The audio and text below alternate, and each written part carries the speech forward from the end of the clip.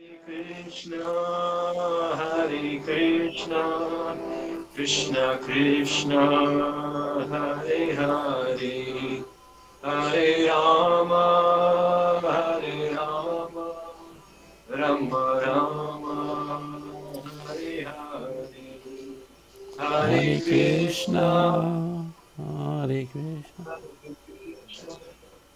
Krishna Krishna, Hare Hare. Hare Rama, Hare Rama, Rama Rama, Rama, Hare Krishna, Krishna, Hare Krishna, Krishna Krishna, Hare Hare,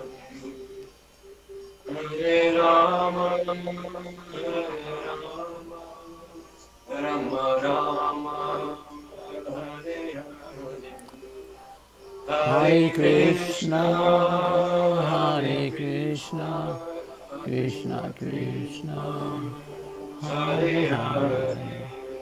Hare Rama, Hare Rama, Rama Rama, Hare Hare.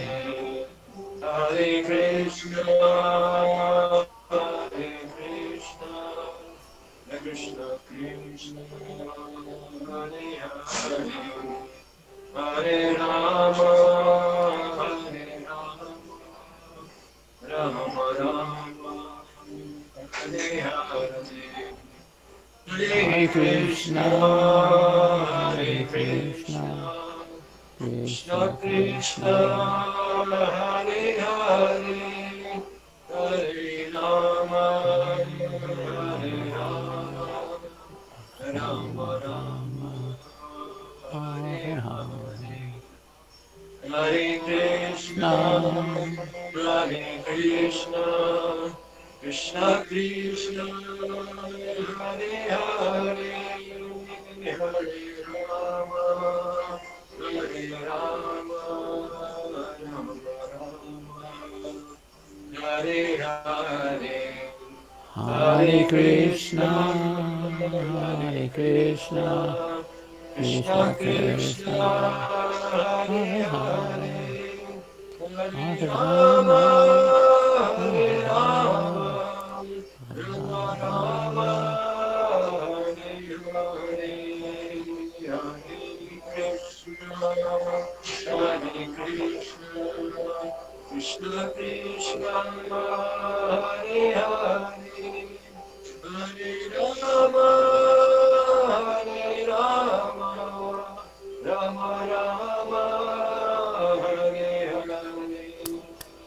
Hare Hare Krishna, Krishna, Hare Hare Krishna, Krishna, Krishna Krishna Krishna, Krishna, Hare Hare Hare, Hare, Hare Hare Rama, Rama, Hare Hare Rama, Rama, Rama Rama Rama, Rama, Hare Hare Hare. Hare.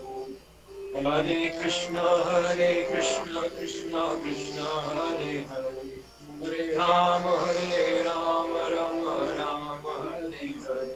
Hare Hare Krishna, Krishna, Hare Krishna, Hare Krishna, Krishna Krishna, Krishna, Hare Hare Hare, Hare. Hare Hare Rama, Rama, Hare Hare Rama, Rama, Rama Rama Rama, Rama, Hare Hare Hare. Hare. Hare Krishna, Krishna Krishna, Hare Hare, Hare Rama, Rama Rama, Hare Hare, Hare Hare Krishna, Hare Krishna, Krishna, Krishna Krishna, Hare Hare, Hare Rama, Rama Rama, Hare Hare.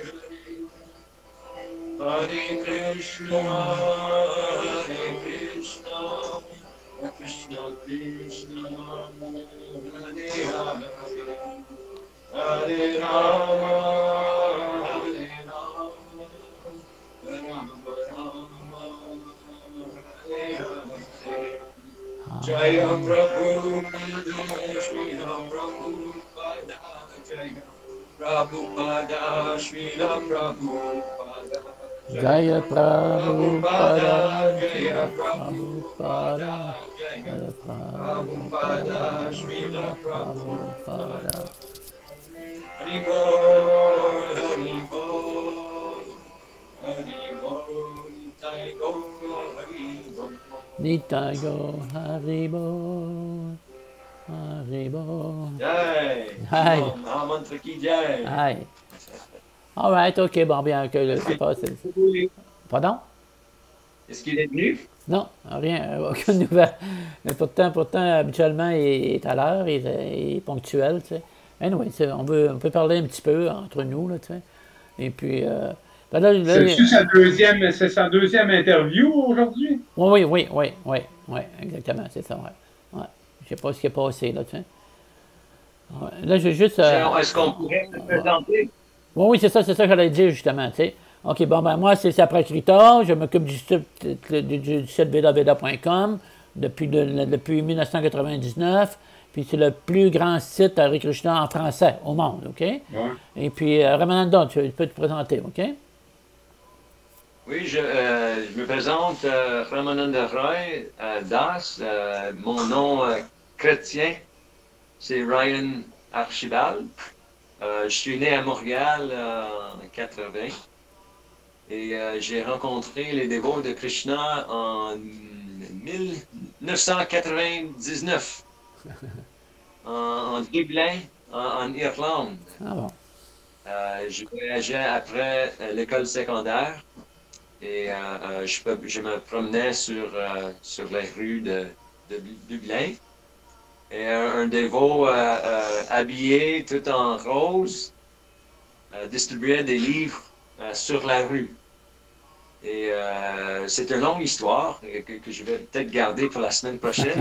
si jamais Yashoda se présente, se manifeste, je peux raconter toute l'histoire, mais c'était une période après l'école secondaire où j'étais vraiment à la recherche personnelle. J'ai lu le livre de Srila Prabhupada, notre maître spirituel, et la connaissance qui se trouvait dans ce livre, qui en anglais s'appelle Path of Perfection, était vraiment, vraiment étonnant. Je ne pouvais pas m'imaginer comment ce connaissance pouvait exister dans ce monde. En même temps que moi, complètement. OK, il s'en vient. All right, OK. Il s'en vient, là. Ah, il est là, all right, Yashoda. C'est bon. All right, OK. Comment ça va? Ça va bien, et toi, Yashoda? Ça va. OK, là, on est... J'avais un petit peu de difficulté à connecter. Ah bon, OK. OK, je rejoins un petit peu, là. Je vais voir mon papier, là. OK. J'ai un papier avec des notes que j'ai toutes dedans, là. OK. On te laisse parler, OK? OK, c'est bien beau. OK, Steve, tu vas enlever ton micro, OK?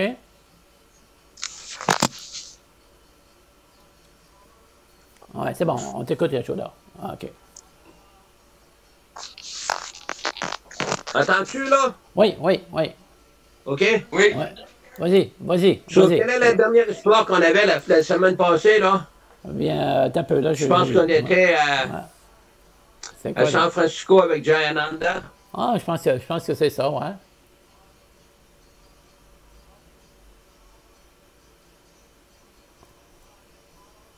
Oui. Namo Vishnupadaya Krishna Prestaya Bhutale Srimate Bhaktivedanta Swaminiti Namine Namaste Saraswati Deve Gauravani Pracharine Nirvishesha Shunyavadi Paschatya Deshatarine Om Ajnanatimirandasya Jnananjana Shalakaya Chakshurunmilitam Yena Tasmai Shri Gurave Namaha. Sur la dernière fois qu'on s'est rencontrés, on avait discuté au sujet de Jayananda. Jayananda, c'est un très grand dévot de Prabhupada. Jayananda était très grand. Il mesurait environ 6 pieds 2, 6 pieds 3. C'est presque un petit peu plus que 2 mètres, quelque chose. Il était très costaud, lui. Puis Jayananda, il y avait toutes les places qu'il y avait, hein, qui s'en allaient, là. Jayananda, il amenait un sac de biscuits. De biscuits ou des sweets. Sweets en français, c'est quoi? Des confections? Sucrerie. Comment tu dis en français, des sweets? Sucrerie. Sucrerie. Des sucreries, oui. Okay. Il s'en allait, puis il amenait ça, puis il distribuait des cartes. On avait des cartes là-bas à San Francisco pour inviter les personnes au festin du dimanche. Chaque dimanche, il y avait un festin d'amour à 4 heures d'après-midi. Et toute la semaine, lorsqu'on est au Sankirtan, on distribuait des cartes, on distribuait des livres, on a invité des personnes de venir au temple pour le festin. Chez Jayananda, il y a quelques fois, j'étais avec lui, il allait au marché des fruits, le marché des fruits et des légumes, pour obtenir des donations pour le temple. So, Jayananda, il allait là, puis une fois que j'étais avec lui, là, il y avait toutes sortes de personnes qui venaient le rencontrer, parce que toutes les personnes y aimaient Jayananda.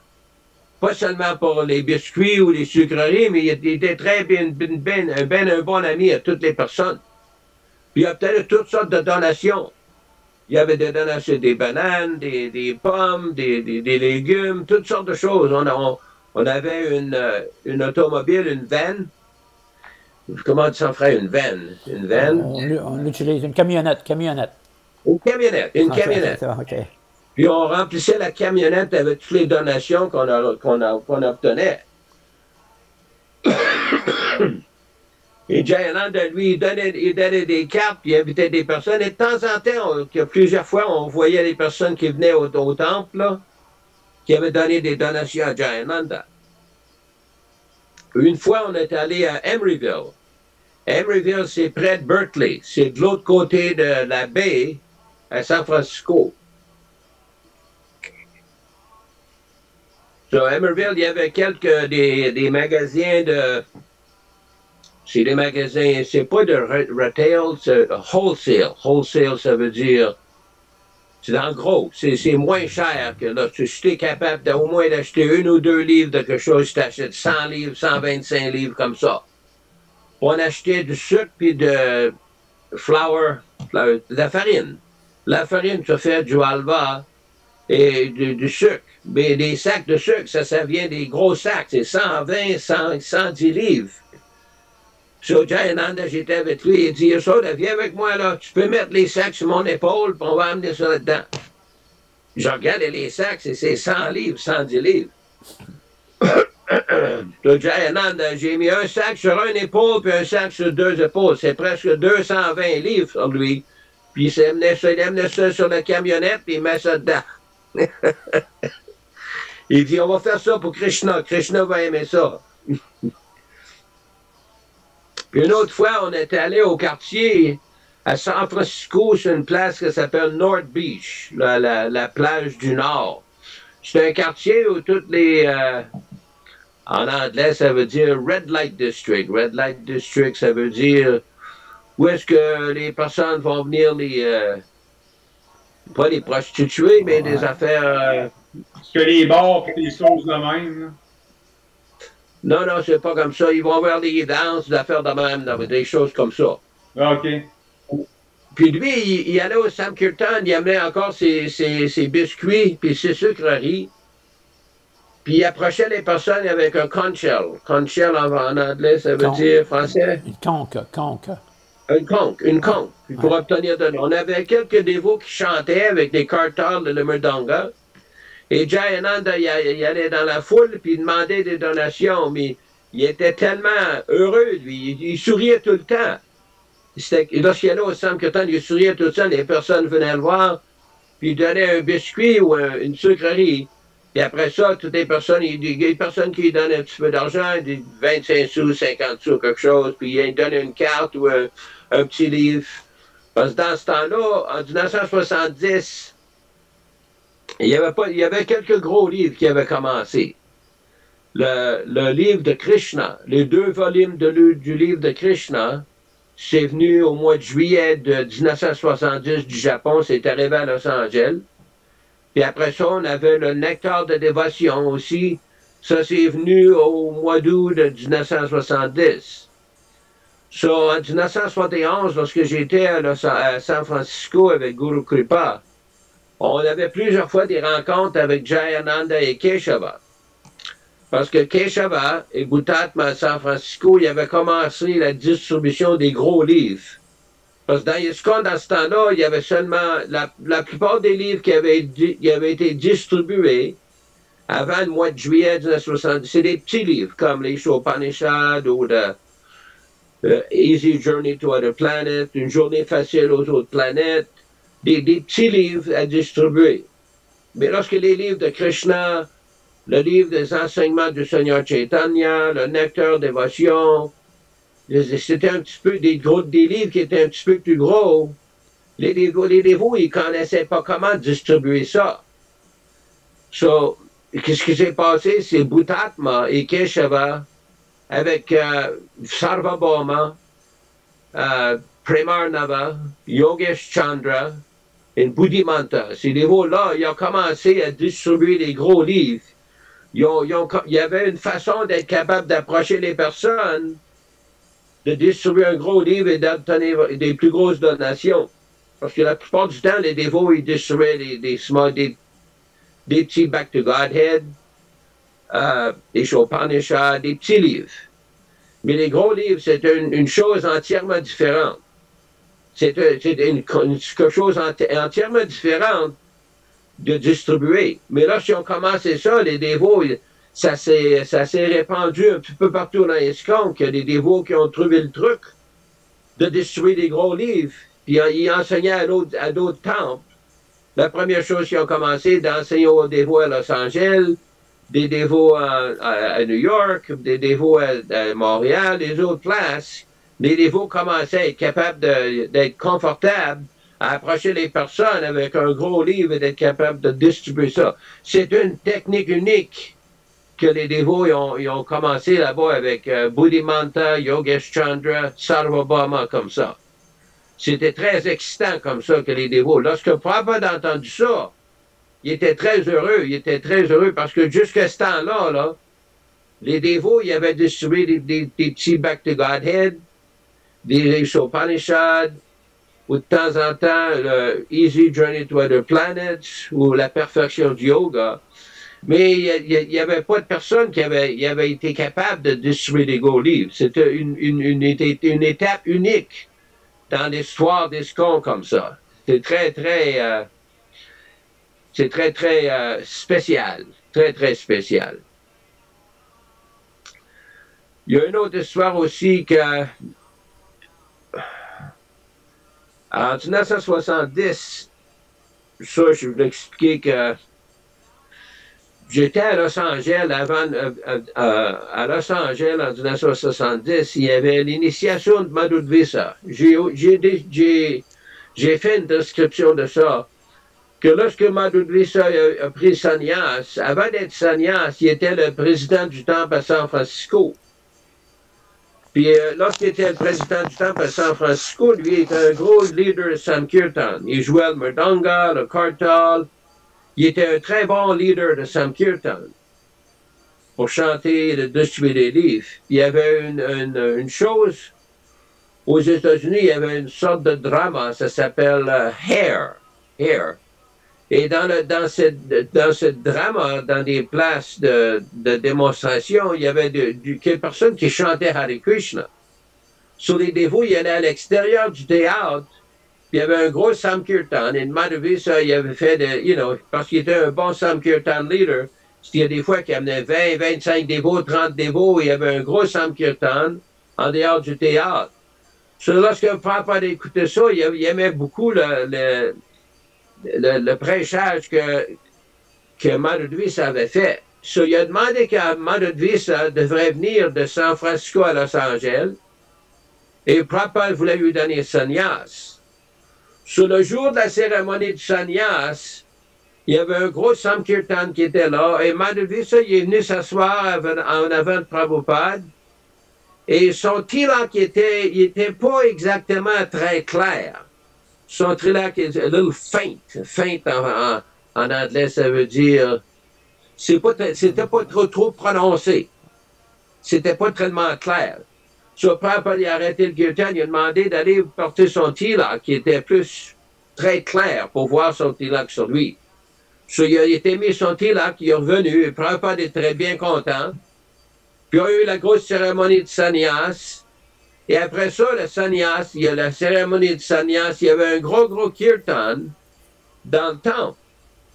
Et Prabhupada, la plupart des fois, le kirtan Prabhupada restait sur son vyasasana et il chantait avec des kartals.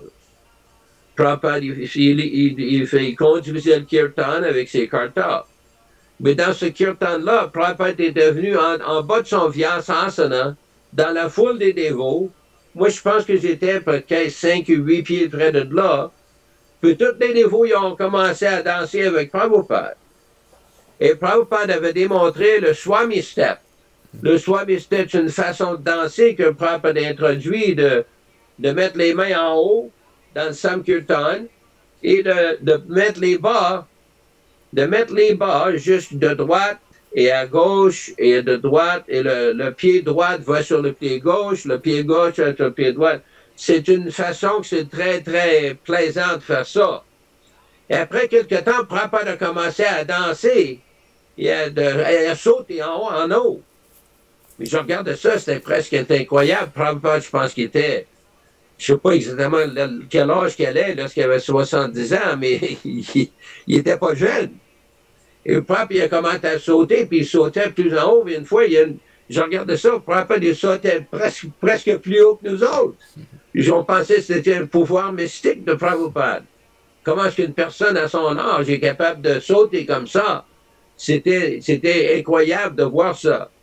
Prabhupada, il était très, très joyeux là-dessus. Et tous les dévots, c'était incroyable de voir ça, parce qu'on se regardait, Prabhupada était dans le milieu, il dansait, c'était très, très spécial. C'est comme une danse mystique de Prabhupada. C'est très, très spécial. Puis il y avait une autre fois, je pense que lorsque Prabhupada était à Los Angeles, au début du mois d'août, il voulait aller à Hawaï et à Tokyo avec Madhudvisa et quelques sannyasis pour faire du prêchage pour s'en aller aux Indes. So, lorsqu'on était à l'aéroport, il y avait un gros kirtan, il y avait toutes sortes de dévots, parce que dans ce temps-là, on ne savait pas, lorsque Prabhupada voulait revenir, on ne savait pas exactement quand Prabhupada reviendrait. So, on avait un gros kirtan, et Prabhupada était assis à l'aéroport, il y avait une place spéciale, il y avait une grosse guirlande de gardenia. En Californie, une fleur, c'est gardenia, il y a un très, très bon sang. C'est une fleur blanche, il y avait une grosse guirlande de gardenia. Et lorsque Prabhupada a commencé à s'en aller sur la marche pour aller à l'avion, il y a une des fleurs de la guirlande qui est tombée. Et Prabhupada, il a continué à marcher et puis il a mis son pied sur la fleur. So, j'ai donné mes obéissances à Prabhupada. Puis après ça, j'ai essayé de mettre ma main sur la fleur. Il y avait un dévot là-bas. Il y avait un dévot qui était le président du temple, Corandar. Corandar, c'était comme, il était le leader à Los Angeles. Il faisait toutes sortes d'arrangements pour les imprimeries des livres, des affaires de même. So, Corandar, il a mis sa main sur ma main. Il m'a dit, pas trop vite, toi là. Tu as besoin de me donner la moitié de la fleur. J'ai donné la moitié de la fleur à Corandar, puis j'ai gardé l'autre moitié. C'était une fleur que Prabhupada a mis ses pieds de lotus là-dessus. Et Prabhupada aussi avait donné une lecture sur la connaissance de la différence entre le Vani et le Vapu. Il avait expliqué que le Vapu, le corps, va mourir après quelqu'un, ne sera pas là éternellement. Mais le Vani du maître spirituel va toujours être là. Toujours être là. Mais les dévots, il y a beaucoup de dévots qu'on pleurait parce qu'on ne savait pas exactement quand Prabhupada reviendrait ou qu'est-ce qui se passait, des affaires de même. Mais tout le monde était très content d'être avec Prabhupada et j'étais spécialement content lorsque j'ai la moitié de la fleur de gardenia. Puis après ça, lorsqu'on était à San Francisco avec Jayananda aussi, il y avait beaucoup de fois, une fois qu'on avait rencontré Jayananda en 1971, il était dans le quartier de Haight-Ashbury. Haight-Ashbury, c'est le quartier des hippies là-bas. Puis qu'est-ce qui s'est passé? C'est Jayananda, il était en train de construire les chariots du Ratha-Yatra. Il y avait une place qu'il avait louée là-bas, un quartier libre. Il était en train de construire les gros chariots du Ratha-Yatra. So, Jayananda, lui, il travaillait tout le temps. Lorsqu'il était dans le temps du Ratha-Yatra, il travaillait 14-16 heures par jour. So, j'étais arrivé là avec Guru Kripa. Et lorsqu'il nous a vus, Jayananda, il était très bien sympathique. Puis il a dit, on n'a pas mangé de prasadam pour quelque temps. Et tu prends 5 $, tu vas aller au supermarché, tu vas acheter des bananes, puis des chips, puis de la crème sûre, sour cream. Tu remets ça, là, tu reviens avec ça, puis on va faire une offrande après Prabhupada, puis on va avoir un petit peu de prasadam. Ils sont allés au marché avec l'instruction de Jayananda, on a acheté ça, on est revenu. Puis lorsqu'on est arrivé avec ça, il a nettoyé les bananes, puis il a tout mis ça, puis il a fait une offrande à Prabhupada. Puis Jayananda, lorsqu'il chantait son Gayatri, il y avait une façon qu'il mouvait son corps de gauche puis à droite, puis il continuait, là, puis il continuait comme ça, là. Après quelques temps, il nous avait expliqué, lorsqu'il a fini ça, que le prasadam qui est offert à Prabhupada, c'est très spécial. Même si ce n'est pas avec les déités de Krishna, parce qu'on l'offre à Prabhupada avec de l'amour, et on est très respectueux. C'est comme le prasadam qu'on offre aux déités dans le temps. Puis dans ce temps-là, on a rencontré un autre dévot aussi qui s'appelait Yogesh Chandra. Lui, il était venu un dévot en 1970, puis en 1971, il était un bon ami de Jayananda. Il venait se rencontrer, puis Guru Kripa et moi, on prêchait avec lui, là, parce que lui, il est devenu un des gros distributeurs de livres dans les ISKCON, dans le mouvement. Il était très expert à approcher les personnes, il est très bien sympathique, très joyeux, une personne très, très heureuse et joyeuse. Puis il approchait des personnes, puis il avait beaucoup de succès à distribuer des livres. Et Prabhupada était très content avec lui, très content. Puis en 1971 aussi, c'est l'année que Guru Kripa a été initié. Et Prabhupada lui a donné son nom avant là, c'était Bhakta Greg. Mais Prabhupada lui a donné le nom Guru Kripa. Guru Kripa, ça veut dire quelqu'un qui a la miséricorde du maître spirituel. C'est un beau nom, c'est un nom très spécial. Ça, il était bien content de faire ça. Puis il y a plusieurs fois, lorsque j'étais avec Guru Kripa à Berkeley, en 1971, au printemps, parce que pour quelque temps, j'étais le président du temple intérim à Berkeley, de l'autre côté de la baie, près de San Francisco, à Berkeley. Puis il y avait un dévot là-bas qui s'appelait Harivasar. C'est un dévot noir, américain noir. Puis lui était un bon joueur de mridanga. Lui était capable de jouer de mridanga pour 2 heures, puis il souriait tout le temps, puis il attirait toutes sortes de personnes. Et lui et Guru Kripa, il conduisait le kirtan et toutes sortes de personnes viendraient. Lorsque ces deux-là, il y avait le Samkirtan, là, il y a toutes sortes de personnes qui viendraient. C'était quelque chose à voir.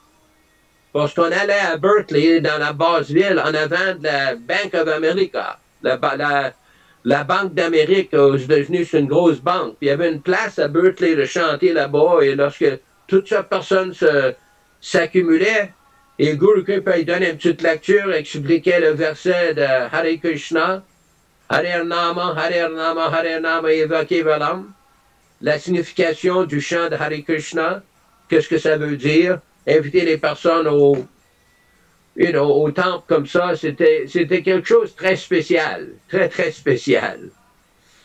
Aussi, en ce temps-là, en 1971, au printemps, j'ai envoyé une lettre à Prabhupada. J'ai demandé de recevoir la seconde initiation, l'initiation brahminicale. Puis Prabhupada avait envoyé une lettre à Corandar qui avait approuvé l'initiation, la deuxième initiation. Puis qu'est-ce qui s'est passé à San Francisco, au temple de la rue de Valencia là-bas? Bhutatma et Keshava, et Jayananda, il avait arrangé pour un beau feu de sacrifice, puis on fait une grosse cérémonie, parce que Prabhupada était pas là physiquement. Prabhupada prêchait dans une autre place. Je pense qu'il était aux Indes dans ce temps-là. Puis Jayananda et Keshava, ils ont fait le feu de sacrifice, puis après ça, ils m'ont fait écouter les Gayatri Mantras de Prabhupada, le son de Prabhupada. Puis j'ai reçu la deuxième initiation par la miséricorde de Prabhupada comme ça. Mais dans ce temps-là, avec le temple de San Francisco, le temple de Berkeley, il y avait des fois qu'on avait un gros Mahasamkirtan. Le Mahasamkirtan, c'est que tous les dévots de Berkeley, du temple de Berkeley, et les dévots de San Francisco se rencontraient. On avait un gros Samkirtan. Et Guru Kripa, plusieurs fois, il était le leader du Samkirtan. Et il y avait toutes sortes de dévots. Il y a plusieurs fois, c'était 40, 45, 50 personnes. On allait dans la basse ville de San Francisco, comme ça, puis il y avait toutes sortes de dévots qui distribuaient des livres, qui allaient ils chantaient comme ça. Puis Prabhupada, lorsqu'il a entendu les rapports de ça, il était bien content qu'il y avait du Samkirtan, des gros Samkirtan comme ça. Il aimait bien ça. C'était très, très beau. Puis après ça, au mois de juillet, on est allé aux Indes parce que Keshava nous avait dit que Prabhupada, il va avoir des dévots pour aller aux Indes pour aider avec des programmes là-bas.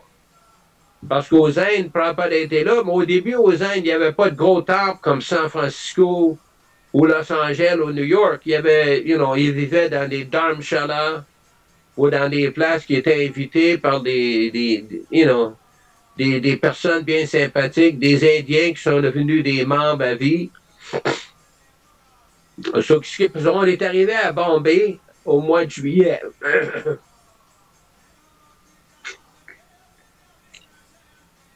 Et lorsqu'on est arrivé là, Prabhupada était allé à une autre place. Il était allé à une autre place. Après quelque temps, j'ai été à Calcutta, dans l'est de l'Inde, et Guru Kripa, il a demeuré à Bombay. Au mois d'octobre 1971, Prabhupada est venu avec Calcutta à l'aéroport. Ce qui s'est passé là-bas, c'est que Prabhupada, lorsqu'il est arrivé à l'aéroport à Calcutta, il est venu je pense qu'il est venu d'une autre place comme en Thaïlande, au Malaisie, quelque place comme ça. Prabhupada, lorsqu'il est venu, de l'avion, il y avait des très beaux vêtements de soie.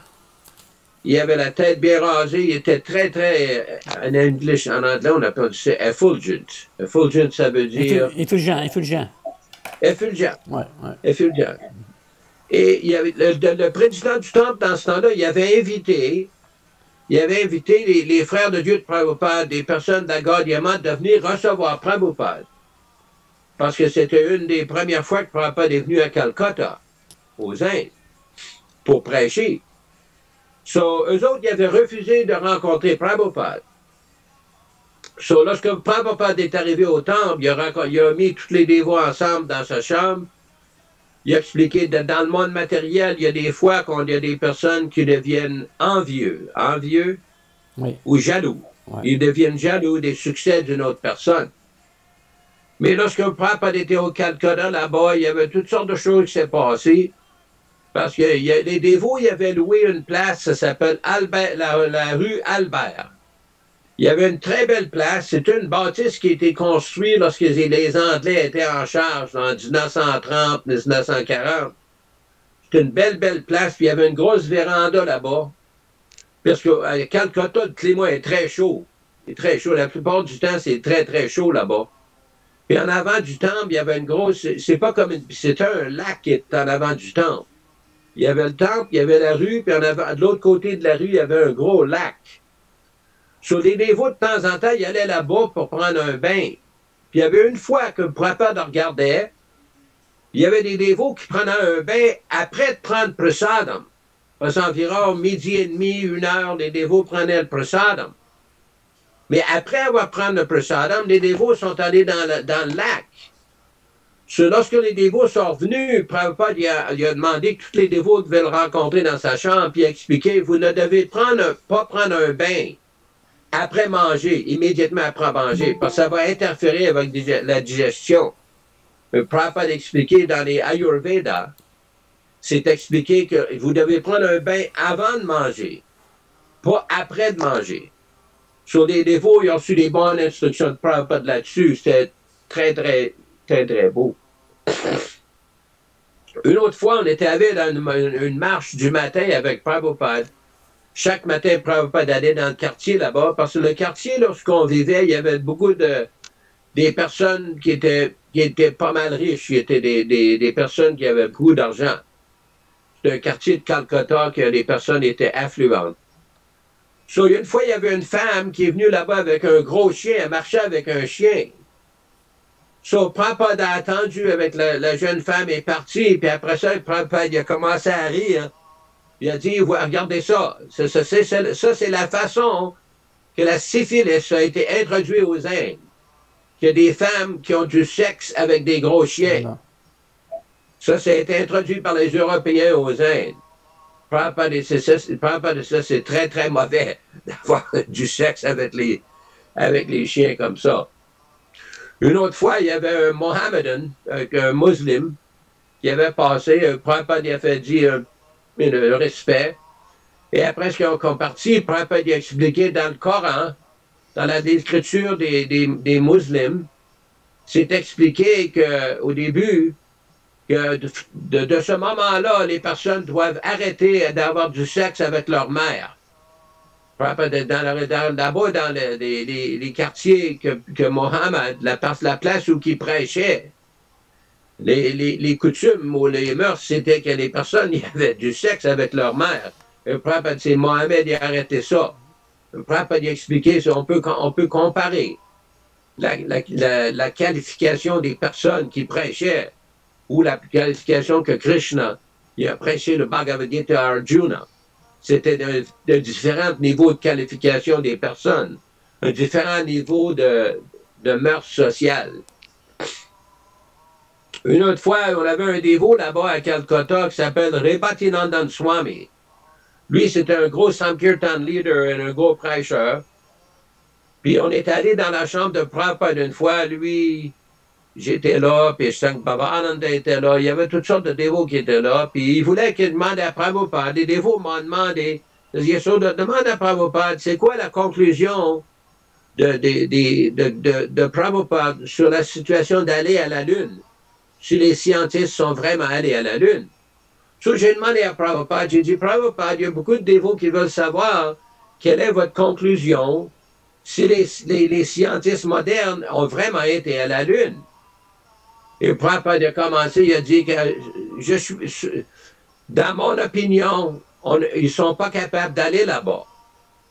Et Prabhupada a commencé à donner beaucoup d'explications.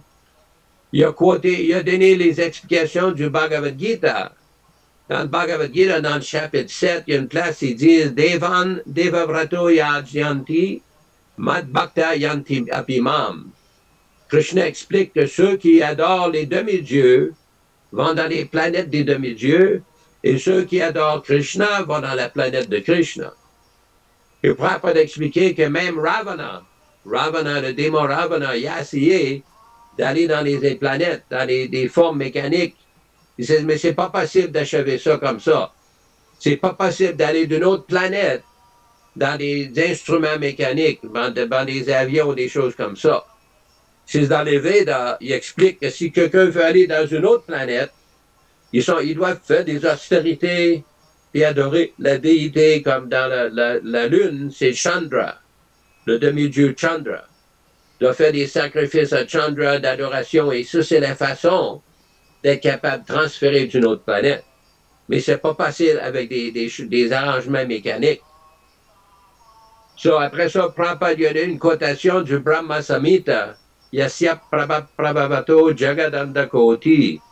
Koti Swasesho Yasya Vibhuti Binnam. Il y a deux mots dans ce verset qui s'appellent Vibhuti Binnam. Ça veut dire que les organismes dans différentes planètes sont expliqués dans le Brahma Samhita que chaque planète, dans le monde matériel, dans tous les univers, il y a une atmosphère spéciale, une atmosphère différente des autres. Et toutes les personnes qui vivent dans les planètes, living being, ça veut dire, c'est quoi en français, living being? Les êtres humains. Des entités vivantes? Oui. Ouais. Des entités vivantes qui demeurent dans une planète ne sont pas capables de vivre dans une autre planète. In other words, l'atmosphère spéciale dans une planète, c'est seulement sur cette planète-là. Et Prabhupada continue à expliquer, dans les Védas, c'est expliqué que la Lune, c'est une planète lumineuse. Luminous, ça veut dire c'était brillant. C'est pas comme le Soleil, mais c'est une façon que c'était brillant. Mais Prabhupada, ils ont seulement amené des roches. Et Prabhupada continue, il a dit, si on était vraiment là-bas, pourquoi est-ce qu'ils ne vivent pas là? Reste pas ici, il va vivre là-bas. De toute façon, Prabhupada n'a pas expliqué. Il a expliqué que c'est pas possible d'aller là-bas. Il a dit, si on était à n'importe quelle part, il a été dans une planète Rahu. Dans le système védique, la planète Rahu, c'est une planète qui est entre la Lune et l'atmosphère de la Terre. Et ça crée les éclipses. C'est une planète Rahu. De toute façon, c'était une explication très unique de Prabhupada. Il expliquait ça de toute façon. Parce que la conversation a demeuré pour quelque temps. Ça a demeuré beaucoup de temps. Ça a pris peut-être 20 minutes, une demi-heure, puis Prabhupada a continué comme ça. Il y avait une autre fois, il y avait un programme au Calcutta du Sud. À Calcutta du Sud, c'est tous les Bengalis qui demeurent là-bas. Puis il y avait une femme très aristocratique, puis elle avait beaucoup d'argent, puis elle avait invité Prabhupada à venir de prendre Prasadam dans sa maison. Et cette femme-là, c'est une Vaishnave, était une famille de Vaishnave. Nous autres, on nous a été expliqué qu'eux autres, ils avaient cuire quand toutes les préparations, c'est comme c'était expliqué dans le Chaitanya Charitamrita. Dans le Chaitanya Charitamrita, il y a beaucoup d'explications de la cuisine de Raghava Pandit et d'autres dévots qui cuisaient pour le Seigneur Chaitanya. C'est une cuisine très spéciale aux États de Bengale. So, tous les dévots ils ont été invités, mais avant de prendre le Prabhupada avait un kirtan, et après ça, Prabhupada donnait une petite explication de la signification du mouvement.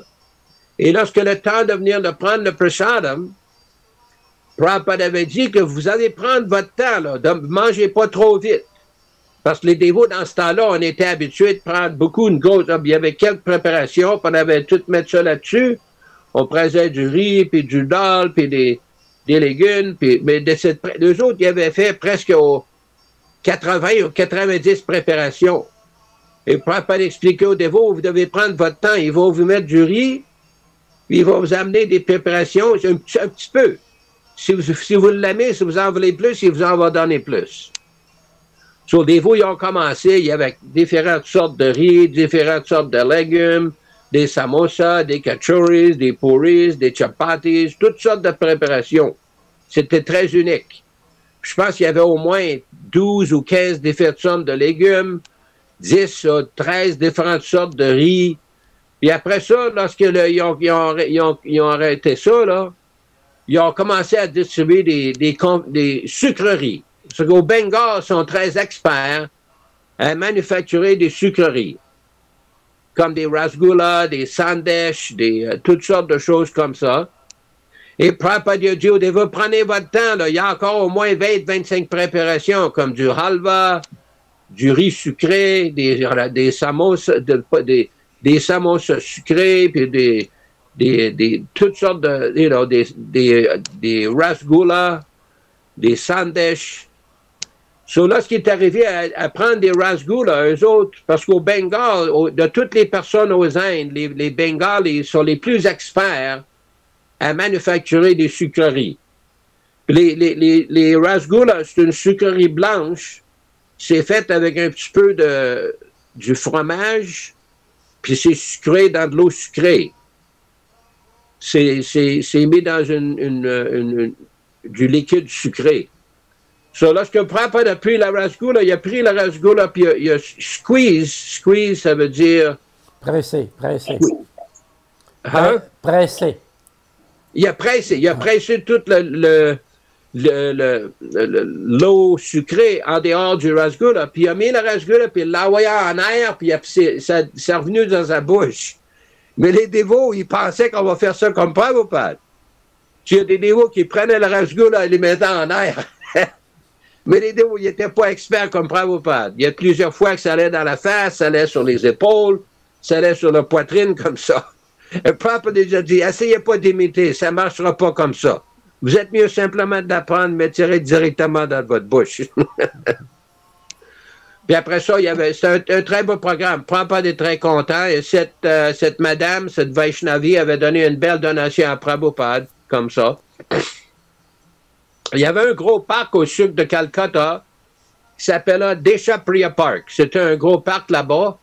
Et les dévots avaient arrangé pour faire un programme, un grand programme, ça s'appelle au Bengale un pandal. Un pandal, il y avait une plateforme, puis il y avait une place pour faire du kirtan, une place pour distribuer des livres, une place pour distribuer des prasadam, puis il y avait une place pour faire du kirtan. Il y a Chutananda et toutes sortes de dévots ils étaient là, puis il avait distribué, pas distribué, il avait fait un gros kirtan. Il a amené des déités de Gornitai. Et après le programme, il y avait toutes sortes de Bengalis. Il y a des Bengalis qui sont venus pour essayer de toucher les pieds des dévots. Et Prabhupada, là, il y a ce qui est arrivé au temple. Il a dit aux dévots, là, ne laissez pas les personnes toucher vos pieds. Parce que si les personnes vont toucher vos pieds, vous prendrez leur karma. Vous ne devez pas faire ça. Vous voulez leur dire, non, ne touchez pas les pieds. Parce que Prabhupada a dit, si vous touchez vos pieds, vous devez mettre votre main sur la tête, ça retourne leur karma. De toute façon, Prabhupada a expliqué, c'est pas une bonne habitude de laisser les personnes, parce qu'au Bengale, c'est très commun d'avoir les dévots, d'avoir des sadhus, des brahmacharis, des sannyasis, de toucher leurs pieds, d'être respectueux comme ça. Prabhupada dit, non, ne faites pas ça. Vous n'allez pas faire ça. Puis après ça, il y avait une autre chose. Au temple à Calcutta, Prabhupada avait une chambre. Et dans sa chambre, en haut de la chambre, il y avait une place qui s'appelait, je ne sais pas comment on dit ça en français, attic, A-T-T-I-C. Bon. Une place, ça veut dire une place qui met... Ah, OK. Un grenier. Un grenier, OK. C'est bien beau. Puis dans l'après-midi, on restait là-bas, puis on prenait un petit de sommeil, prenait une heure et demie comme ça. Puis une fois dans l'après-midi, après le prasadam, Prabhupada, on a entendu, parce que là, ce que Prabhupada marchait, il marchait toujours avec sa canne. Sa canne. Puis on entendait ça, parce qu'il fallait qu'il marche environ 12-15 marches, puis on entendait ça, pom, pom, pom, là, comme ça. Puis moi, j'étais en train de prendre un petit peu de sommeil, puis je regardais ça, immédiatement que Prabhupada était là, c'était comme si le soleil est venu dans la chambre. Puis Prabhupada a dit, non, vous pouvez rester, essayez de dormir un peu, vous pouvez dormir pour 1h30, 2 heures, pas plus que ça, parce que dans l'après-midi au Bengale, là, des fois, c'est très, très chaud. On marche, puis on entendait ça, pom, pom, pom, là, comme ça. Puis moi, j'étais en train de prendre un petit peu de sommeil, puis je regardais ça, immédiatement que Prabhupada était là, c'était comme si le soleil est venu dans la chambre.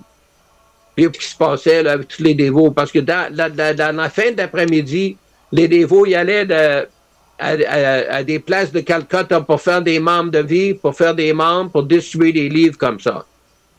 Est-ce qu'on a encore quelques minutes de plus? Il y a encore 3 minutes, OK?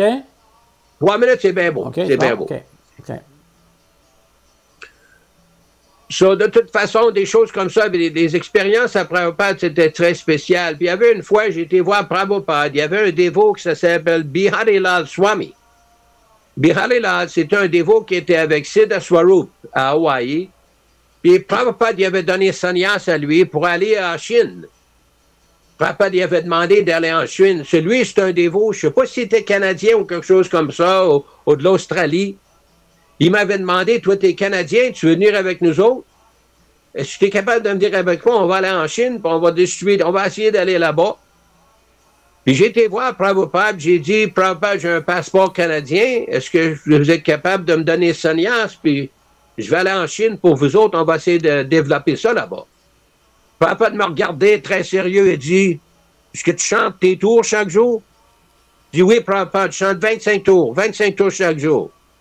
Prabhupada dit, OK. Et Prabhupada, as-tu lu mes livres? Quel livre t'as-tu lu? Prabhupada, j'ai dit le Bhagavad Gita, Ishopanishad, les enseignements du Seigneur Chaitanya, le livre de Krishna, le nectar de dévotion, tout comme ça. Ah, as-tu compris la philosophie? Qui est Krishna? C'est Krishna, la suprême personnalité de Dieu. Prabhupada dit, OK, je vais te donner sannyas, tu peux aller en Chine. Mais Prabhupada est tellement sérieux. Je ne savais pas exactement ce que Prabhupada ferait. Il était très sérieux. Il y a des fois, avec les émotions de Prabhupada, c'était très différent d'une circonstance ou d'une autre. Mais Prabhupada, il m'a dit, OK, je peux aller là-bas et prêcher, c'est bien beau. De toute façon, c'était une belle expérience avec Srila Prabhupada. So, merci de faire cette belle séance. La prochaine fois, on va discuter d'autres rencontres avec Prabhupada qu'on a eues en octobre 1972, durant les nectars de dévotion, lecture, les enseignements du nectar de dévotion à Vrindavan. Au mois d'octobre 1972, il y a eu toutes sortes de belles expériences avec Srila Prabhupada. Hare Krishna, Vanchakalpa Tarubhyascha, Kripa Sindhubhya Evacha, Patitanam Pavanebhyo, Vaishnavebhyo Namo Namaha. Hare Krishna, Hare Bolo. Je vais juste ajouter une petite affaire, Yashoda, OK? OK. Prabhupada tu parlais tout à l'heure des femmes qui ont du sexe avec des chiens. Prabhupada, quelque part, il dit que les femmes qui ont du sexe avec des chiens, souvent, ils attrapent la syphilis. La syphilis vient du fait que la femme a eu du sexe avec un homme, avec un chien. Tu sais. Oui, c'est ça que j'avais essayé d'expliquer.